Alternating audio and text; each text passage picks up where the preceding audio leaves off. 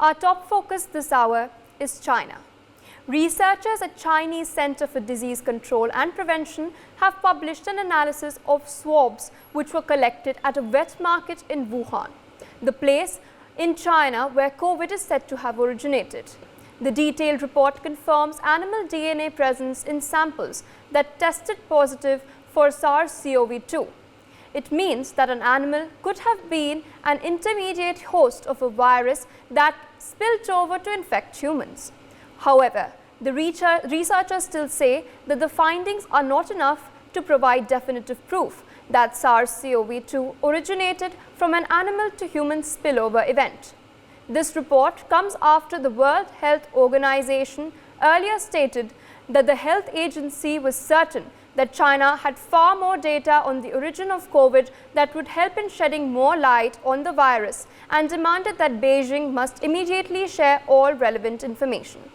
I'm being joined by Dr. Ishwar Gilada, who is a health expert on the broadcast. Sir, what do you make of this report that has come out? Pia, good morning, and thank you for having me on this show. WHO, which is an intergovernmental organization, should have been consistently consistent, but they have been inconsistently inconsistent for last 3 years. Now they are saying there are two theories. One is virus could have come from somewhere, and virus could have come from Wuhan. Now, you take a poll anywhere in the world except China, everybody will say that virus has come from Wuhan. And how it has come, etc., is in know of China, in know of the whole world, but nobody is speaking out.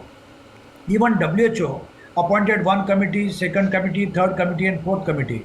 Fourth committee has been, which is called fact-finding mission, has been appointed more than 1 year before. Where are the findings of the fourth committee? Whether China accepts or not accepts, you give your finding, let people interpret what they the way they want. And secondly, if China doesn't say anything, that means China is guilty. So you say that this is virus which has come from Wuhan, it has been because of China. Let China refute internationally. So I don't know, they are saying that we should play diplomatic channel. What are you doing for last 3 years? Is it not a diplomatic channel? So I think we can always blame China, but we have to also blame WHO for being inconsistently inconsistent, not coming out truly, not making their findings of fact-finding mission public. So I think we can keep blaming it. It doesn't matter. Virus has come. If anybody says that yes, it has been our mistake or it has happened inadvertently, nobody is going to punish them. There is no death penalty for anything like that. But somebody has to be honest and come out. Yes, sir. What is interesting is that this information comes merely a day after the WHO had requested China for more information. Do you think the information that has been put out by this body, by these researchers, is genuine, or do you think it is CCP influenced?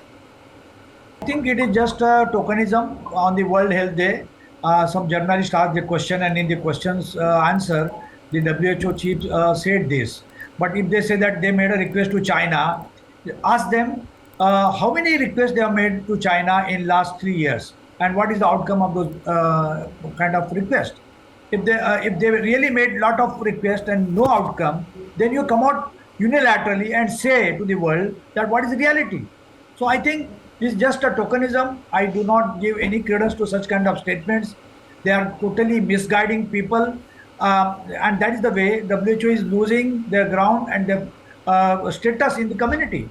Is that WHO is not honored anywhere in America, where they have a Pan-American Health Organization, PAHO. It is not honored anywhere in Europe. It is only Asia and Africa which gives them some credence. And wherever they are getting credence, if they are losing their credence, I don't think anybody will respect WHO at all. Sir, you mentioned America. Now, it's interesting because the US Energy Department had earlier stated and had come out with a report which had highlighted that there is a possibility of the Wuhan lab leak theory being true. In fact, even the FBI chief, Christopher Wray, had earlier stated that it is possible that the virus had originated in a lab in Wuhan and that China was trying to cover it up. What do you think of this new information in light of what was earlier stated by US authorities?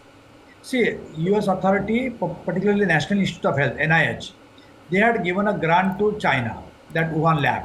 and they have more information on that. And if they have come out with this information, that has to be credible. Secondly, not 100%, it is 1,000%. It is a come from Wuhan. There are so many what you call direct and indirect evidences. There are some raccoon good dogs which were found infected in January 2020. It was much before it was known all over the world.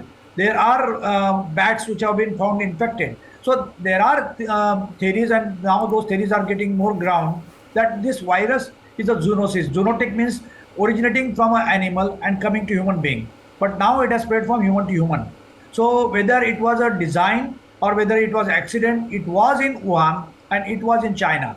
So whether the NIH from US government says, whether WHO says, whether anybody says, that is the reality.